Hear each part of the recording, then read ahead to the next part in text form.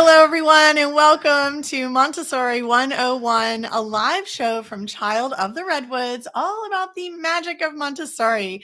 We believe that every child deserves a Montessori education. I'm Aubrey Hargis.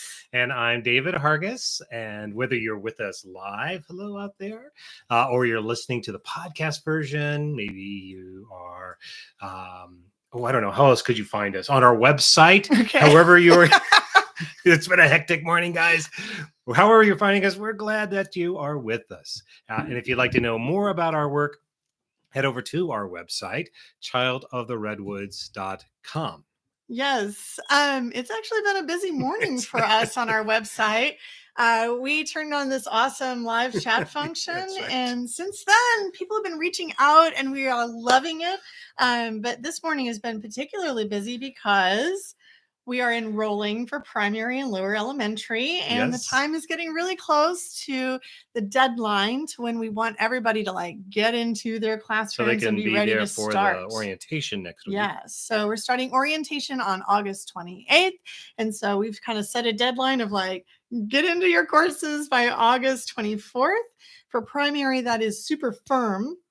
Right. And for lower elementary, technically you can join later, but you would have missed the orientation and the beginning of the momentum of the season. That's right. So get in there if you can before August 24th so that you can get into your classroom and be chill and ready to go with us. You're going to have an awesome year. I'm so excited. Yeah, it's going to be great. Yes. And if you want to reach out personally, go hop on our website after this live. We've turned it off right now while we're live with you. Right.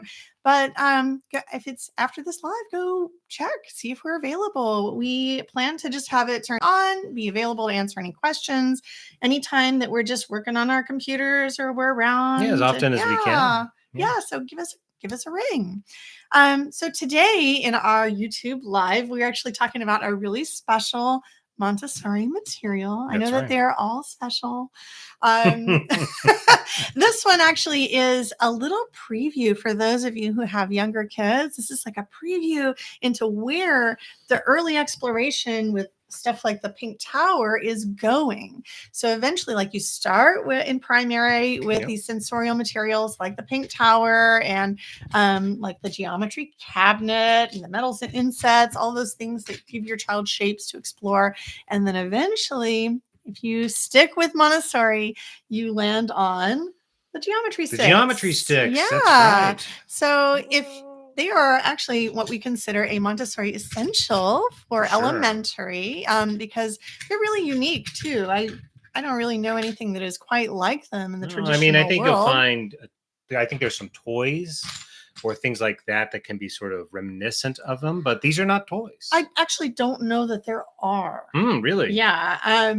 We could talk more about that later, but they are, to my mind, really, really unique, as far as a material goes. So very, very special. You can make them. We'll talk about that too. But if you want to know what else is on this essentials list, you can always go to childoftheredwoods.com/essentials. That's right. And you'll see the whole list of all of the things that we consider essentials. Yeah, I think there's 21 on that list. We've done videos on most of them. We have a few more coming up. But go to the /essentials, download the list. If there's something that strikes your fancy, I bet we've already done a video on it here on YouTube. And of course, if we didn't, it's going to come up soon. Yes. All right. So let's get into the details of it. What are geometry sticks? Are they just regular sticks? You probably heard me messing around here, but I'm just going to show them very briefly. This is our version. No. We had a stick catastrophe moments ago where somehow this box found itself upside down in another box. I know. But you can see they're very, very beautiful as sort of Montessori materials are. And we're essentially talking about a box of colored sticks. There are 10 different colors. There's also some neutral colors, but 10 colors ranging from, 2 centimeters to maybe 22 centimeters, something like that. I think you could look up online and see. But here's the shortest over here. In our set, it's brown. I don't know if that's something I actually don't know offhand, Aubrey. Is the shortest always brown and the longest always yellow? I actually don't know that. Yeah, right. A stump us. The longest to the shortest. Well, honestly, they're so rare that Yeah. it's really hard. Like, not a whole lot of companies make geometry sticks. So when you get your hands on a set, I mean, they are what they are. Because I was looking at these colors don't correspond to the beads. Colored beads. No, Yeah, they which do is not. unusual. That's what I would have thought immediately. Like, Nope, they're they're going to be colored. They're all unique. Yeah, Yep. they're very beautiful. Anyway, so these are plastic. I think you could probably get No, these more. are No, wood. so you're right. These are wood. So they could also be made out of plastic. They could be. Yeah. I haven't seen a plastic set. Well, like you said, they're kind of unusual. They have holes in them. So some have holes just on the end, and others have holes along. Here's one that has holes on the ends. Okay, and then there's a lot that have. So some of them actually have holes on just the ends, and then others where there are holes in the middle. Okay. Yeah, so some flexibility in how you might use them. You'll also have a set of push pins or brads, things that would go through these holes. We're going to talk about that in a minute. Yeah, little cork push pins. And those would also come with a set of brads. And brads are fun because they open up. And some of this is actually a really common kind of crafting piece of equipment. But brads kind of, they're designed to hold paper together. And so you traditionally would like put your paper through and then open up the brads and it would hold the paper, right? And as long as the brad ends are small enough to go through the hole, though, then you would be able to clip these with the rods, right? Or the sticks. Well, I mean, I don't know. I haven't seen any other brads other than these. Have you? Do they make bigger brads? Oh, another good question. I don't know. Are they always the same color, and do they make bigger brads? So I have a running list. They seem like standard brads to me, but I don't know. I've never investigated brads. Yes, we've never claimed to be experts on brad technology. Let's just my set came with brads, so I didn't have to worry about the size. Well, we're going to talk about DIY toward the end, and so I was jumping ahead. There's also a cork board in our case, and you can imagine how that would work, not with the brads, but with the push pins, and you would be able to attach, through the stick and into the push pin. Yeah, so or you could just lay it out and use it as a rug type surface. Yeah, if you're listening to the podcast, so it's a cork board, just like a regular cork board you might hang. Nothing super special about that. And then the sticks would actually be push pinned onto it. That's right. Yeah, we'll show you how that works in just a minute. So you probably have guessed by now, looking at, we have these brads or pens, and we have different precisely length and colorful sticks with holes in them that fit together. If you haven't guessed already, it's a geometry activity, right? Because the idea is, we're going to talk about all these different lessons, but you're basically going to stick different sticks together and use the push pins to hold them. And because they are not flexible, so this is a question about DIY. And again, we'll talk about that later, but because they're rigid, you have to match the right angle to the right length in order to create a shape that you might be interested in, or you just have fun and make a crazy shape, and then you can sort of measure what that angle or the length or the area looks like. And that's what makes it a geometry activity. Yes. So to kind of take us back down towards the primary years before we really dig into this lower elementary stuff, I think that you have right over there the geometry cabinet. Can you grab some shapes out of there? We can just talk about that first. We've done a whole episode just on the geometry cabinet, right? Yeah.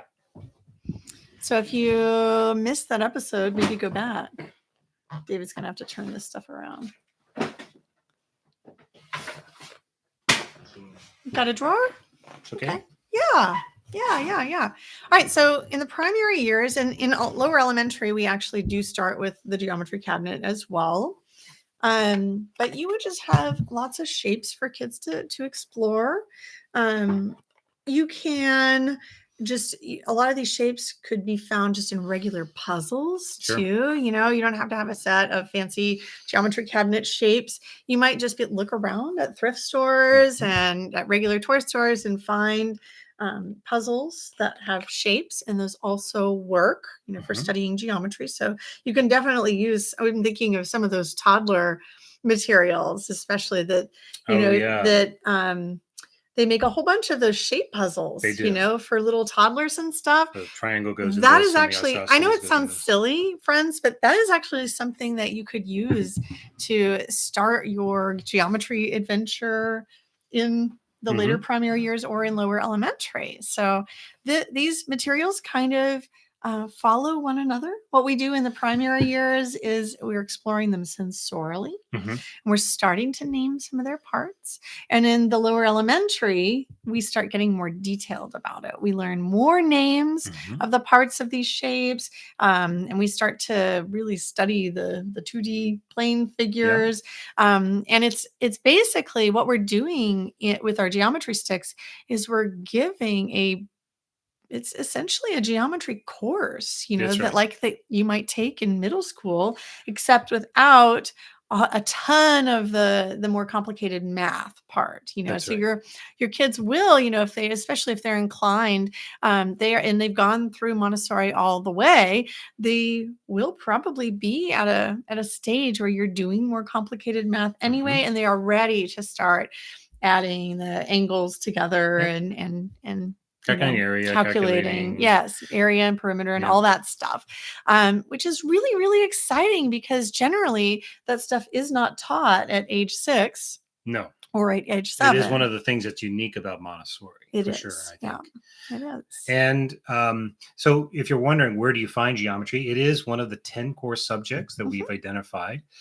You will not find it called out specifically for the 6 and under set, those in primary or that first plane, but you will, as Aubrey said, find plenty of geometry in the curriculum in sensorial or practical life or in math or other areas where they're exploring shapes and matching shapes and things like that. In the lower elementary years, when they get into that second plane and they're making that transition to the journey to abstraction, that's when they'll start to kind of go to the next level. And it is really neat. So if you're in the lower elementary program, you'll see a book, a set of materials specifically for geometry. Mhm. And like Aubrey said, it's unique to Montessori. I don't think I remember studying geometry when I was in middle school. I know it was in ancient times, but I don't think it's like radically changed. I just don't think in general we teach geometry. And the other thing that makes it so amazing, and I think these these manipulatives really bring that to light, is that geometry is not lumped in with math. It is related to math, right? Because there's a lot of mathematics that you can do with calculations and so forth. Mhm. But in the same way that grammar in the lower elementary program is not lumped into reading and writing, it's a separate thing. Geometry is separate from mathematics. And that's because when we approach geometry in the Montessori, it is as much about the art and beauty of shapes and looking at shapes and the way shapes we can find shapes and play with shapes in our world as it is about the calculation of those shapes. Right. In the same way that grammar is not just about parsing sentences or identifying parts of a sentence and things like that, it's also about the beauty and structure of language. And so there's an art to it as well that is separate. And that's one of the things about Montessori education that is so incredible. And why I think, in particular, the geometry is so unique. It's not just that we teach it young, it's that we teach it from a different perspective than Right. you often hear in traditional schooling. I had no idea that geometry was like a separate subject in lower elementary until I took my training in lower elementary Yeah. with AMS. I was shocked. I had no idea that it was another subject. And the other thing that I'm thinking it's kind of akin to is in the primary years, we are giving our children that sensorial grounding, right? Mm-hmm. And it's not that the sense, we talked about this a little bit, I think, yesterday We did last with night in with Constellation with our in our new office hours. yeah. One of the questions was kind of about like that transition in lower elementary and primary and Yep. how it works together, and whether sensorial was actually still in lower elementary, right. even though it's not considered a separate subject? And the answer is yes, it's still in there.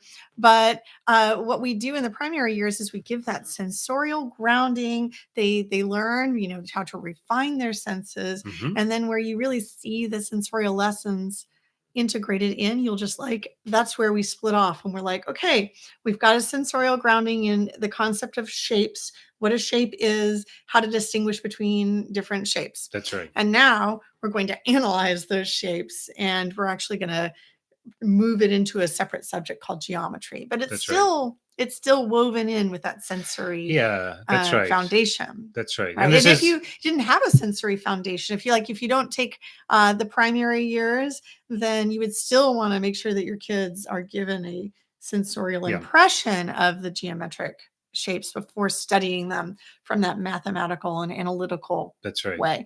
And the thing that I also just really love about geometry is it's not really about, as you said, like there's art and all kinds of stuff in it too.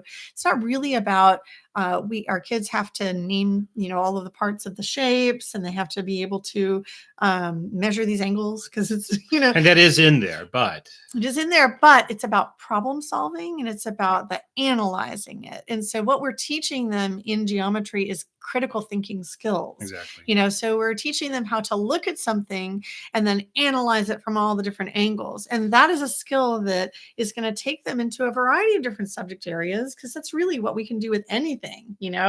You can, and it just occurs to me, like, that is what we do in constellation True. with the thematic units too. We take an object and we're like, how can I analyze all of the Yeah, we call different it angles, right? that's interdisciplinary learning, which is another, not to get too far afield, but I think it's important to sort of underline what makes Montessori special.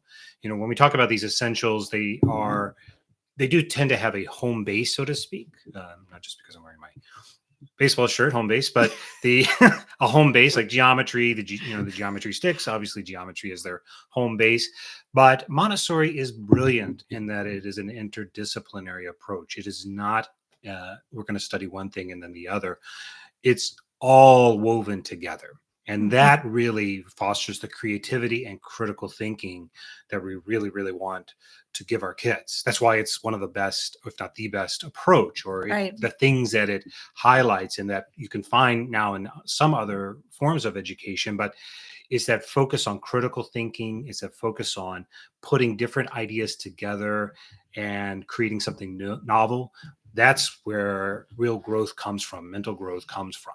And the Montessori approach, including with something like geometry, I think it just really exemplifies that, is fully on board with this idea that we're going to weave it together. So yes, there's calculation, and yes, there's the naming, the nomenclature, but there's also looking for shapes in nature, and there's thinking about how those shapes feel. Yep. And as you'll see, as we start talking about some of these lessons, it's also about the creativity we have with shapes, and how even abstract things can have shapes to them that we can identify and measure and think about and play with. And that really just opens up a whole world.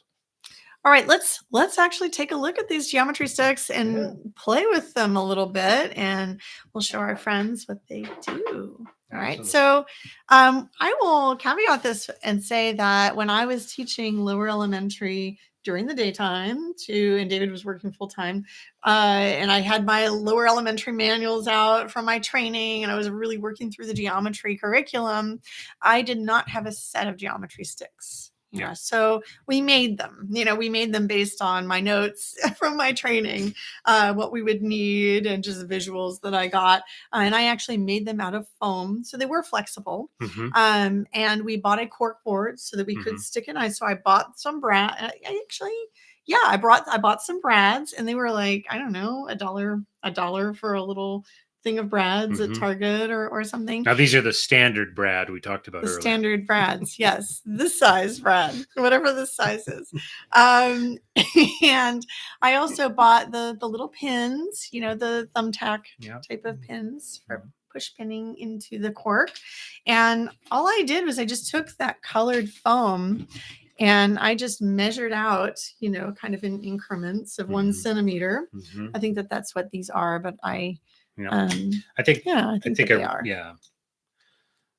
They got all mixed up. They did.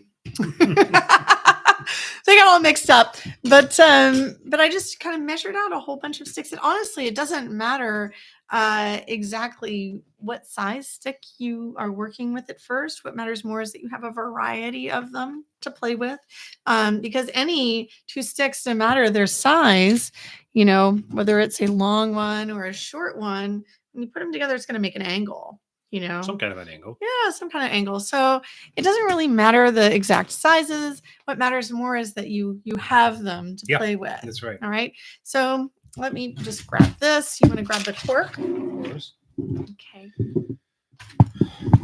Hi, Marika. So nice to see you here. Yeah, join us for the replay. Okay, so let's just use a push pin. So let's just say we're just going to play with these. So I'm just gonna tack a few of these down. That one I don't think will go in more.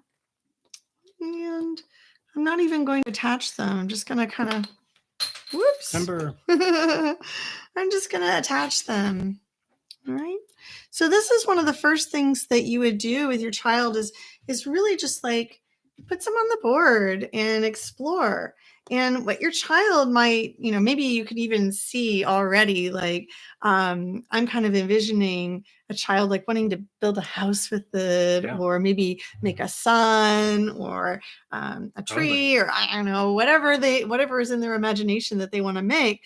And so we really would just start with the introduction of this material, just kind of playing with whatever kind of designs the kid wants to make. And as they are playing with them, they're naturally going to discover that they are different sizes, So if you even just put them next to each other, you can see that the pink is a different size from the blue.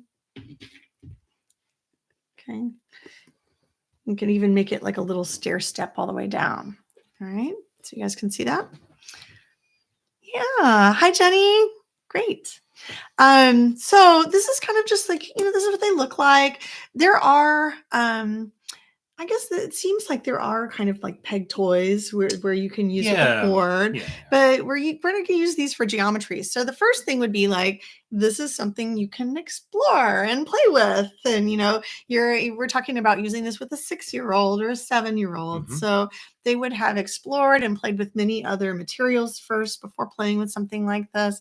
But you can see how these would be really easy just to make even out of paper, if you wanted to.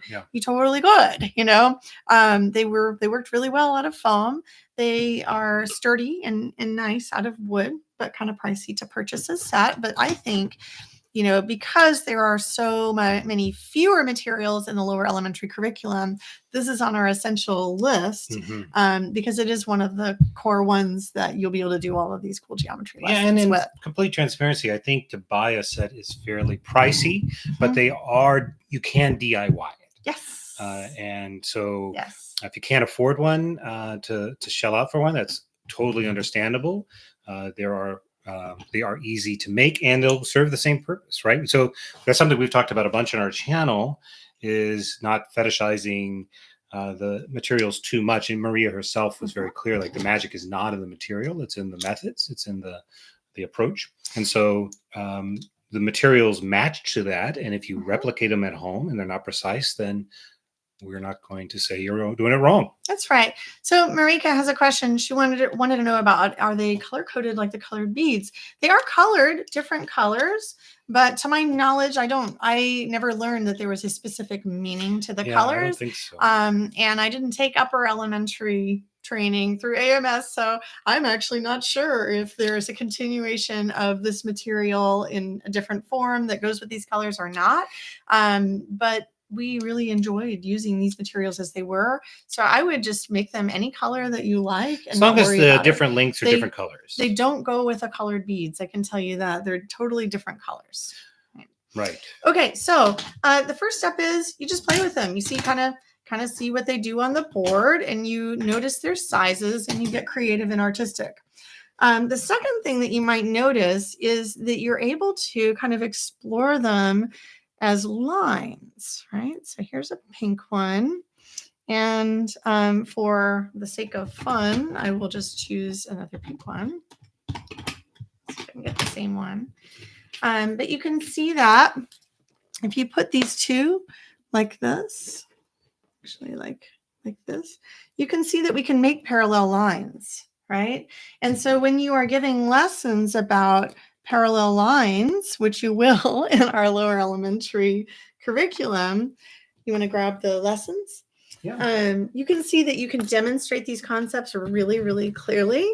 So there's a lesson in our lower elementary that actually is a really fun story that you can also tell. A lot of the geometry is taught in terms of kind of like almost like we're pretend playing with them. You know, we're going to make up a story about these lines and what they do. And so the story I'm thinking of is about the divergent, parallel, and convergent lines, which is told dramatically in our lower elementary course. So those of you who are there, you will find this in the geometry unit. But essentially, you're going to use these to demonstrate the concept of diverging lines. So you can see how we can just manipulate this. We can manipulate this so that these lines, maybe they start off apart and then they come together. I'm going to put this down. Or maybe they're parallel. Maybe they start off here and then they just separate and never, ever, ever meet, because lines just go on and on and on forever and ever. Or maybe they come from two different directions, but then they converge. And then eventually we know that they will intersect, right? Because these lines will continue on and on and on. And this will be the point at which they meet. So you can demonstrate a lot of these geometrical concepts using these materials. And that is just part of the fun. It makes those concepts really concrete so that when you go out and your child is noticing is that maybe they're analyzing Google Maps or the roads, you're going to be able to start using some of these geometrical terms like, oh, these roads converge at the intersection of, Haight and Ashbury, right? Or whatever it is. Spoken like a true San Francisco. Yes. Yeah, so you're going to make it very, very concrete with your kids. Did you find the lesson? I did, yeah. Oh, good. You can show them a little bit there. Yeah, I don't know if this will show up, but yeah, and the story, this is the one about the people who are walking. Right? Yeah, and so you can see in our, this is in our lower L material for our lessons and activities. We've put this under as a level 2, so for kids who have mastered some earlier concepts. But yeah, it's a whole section on studying lines, including parallel, divergent, and convergent lines. Mm-hmm. And you can see there's some illustrations here also that help you start to understand how you might use the materials to teach these different concepts. Yeah. You also can start to join them. So let's just take this down. This is where we would get those standard brads. And we're just going to stick them through the end of the geometry stick. And we'll put another stick on.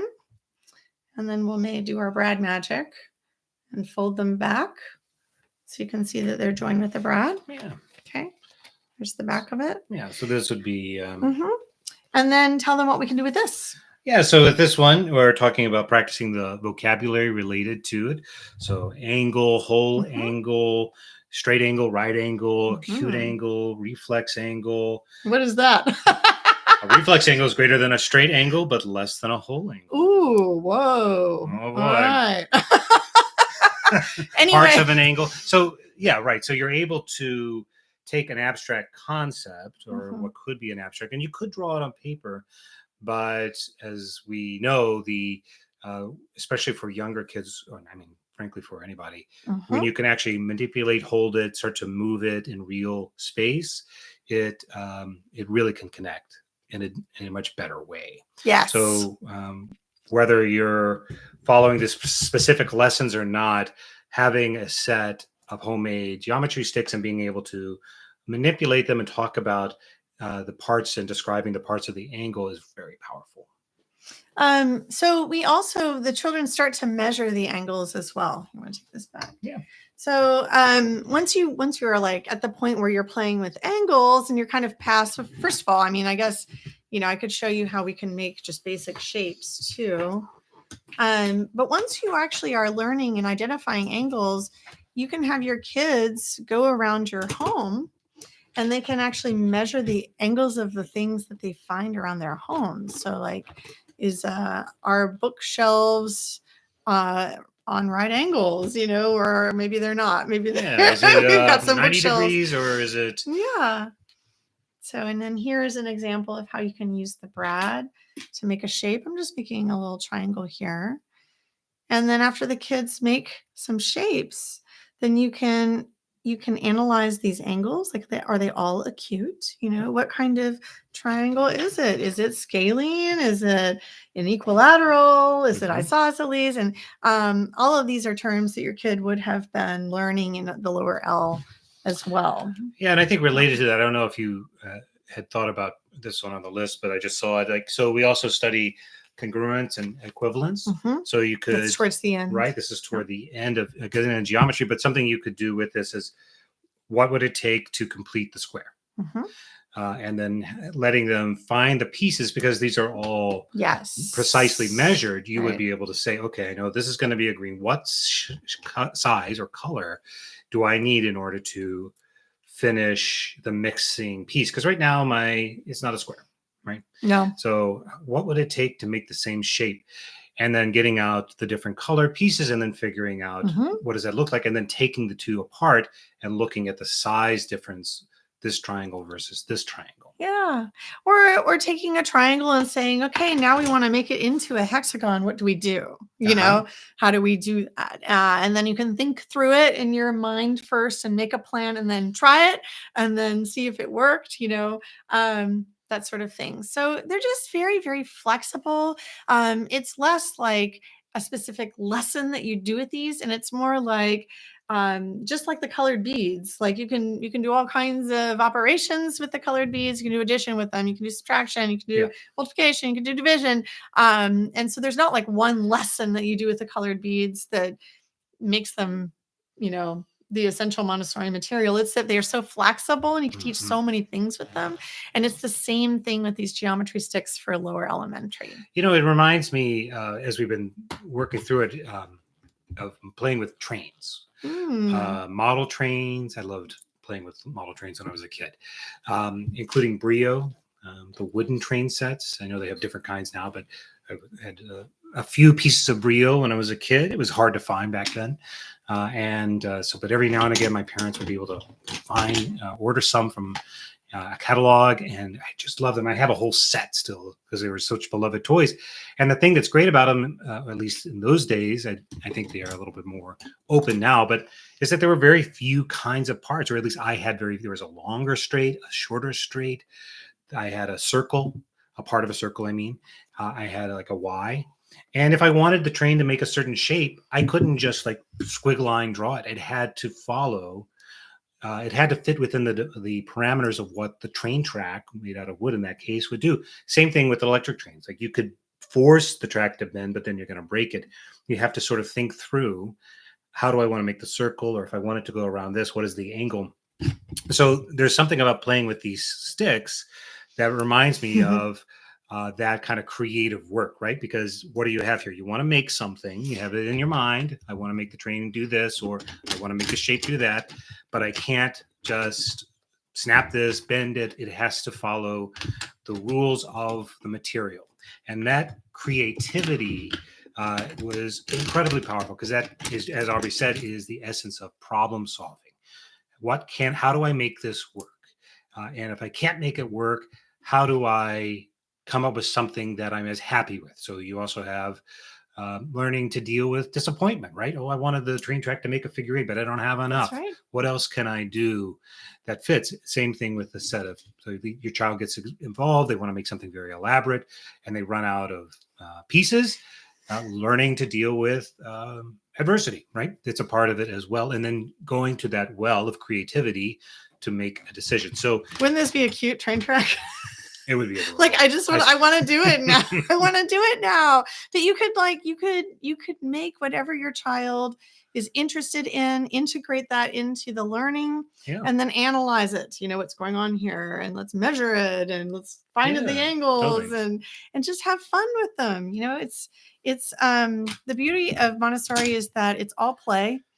and they're learning at the Play is same the work of time the that they're child, right? playing. Yeah, exactly. So, I mean, the thing is that, and just the kind of the, even if they don't remember all the nomenclature, if you've given them a positive experience with geometry, it can make it less scary. I think mathematics for a lot of people is very scary, and geometry is often lumped into that because it feels so hard or abstract or remote or foreign or something. But when we give them these really positive, fun, creative experiences, it can potentially change their way that they think about math and science or whatever the thing that sort of feels scary to them is. In this case, maybe it's geometry. Right.